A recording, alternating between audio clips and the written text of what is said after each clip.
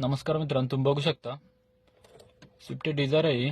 तर हिचा काय विषय, मी एक नॉर्मल व्हिडिओ बनवतोय. हिचा प्रॉब्लेम ईसी मध्ये होता, पण मी एक तुम्हाला बेसिक इन्फॉर्मेशनसाठी एक व्हिडिओ बनवतोय. जर गाडी अचानक रस्त्यामध्ये बंद पडली तर कशामध्ये इश्यू जास्त असू शकतोय म्हणून. हे बघा, मी स्विच ऑन केलं, ह्याच्यामध्ये ही चावीची लाईट आली पाहिजे. लाईट येऊन गेली पाहिजे. बघा, येऊन जाते लाईट, गेली. त्याच्यानंतर इथं हे बघा, पिवळी लाईट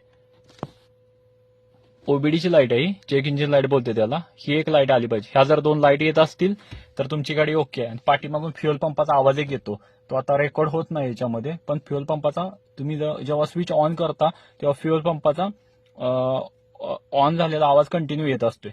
हे झालं. त्याच्यानंतर आपण पुढे बोनेटमध्ये जाऊया. हे तुम्ही बघू शकताय, हा तो रिले आहे. मी जे तुम्हाला सांगतोय ना, हा तो रिले. हे बघा, हा रिले, हा मेन रिले. जर तुमची क्रँकिंग गाडी होत्या, गाडी जर चालू होत नसेल तर हा मेन रिले ना, हा खराब असू शकतो. हा मेन रिले बघू शकता तुम्ही. स्विफ्ट 2012-2018 पर्यंत सगळ्या स्विफ्टला हा रिले येतोय. म्हणजे सगळ्या गाडीने येतोय मेन रिले. ह्याला मेन रिले बोलतात. हा क्रँकिंग जर होत असेल, गाडी चालू होत नसेल तर हा रिले बदलून बघा. गाडी 100% प्रॉब्लेम सॉल्व्ह होणार तुमचा.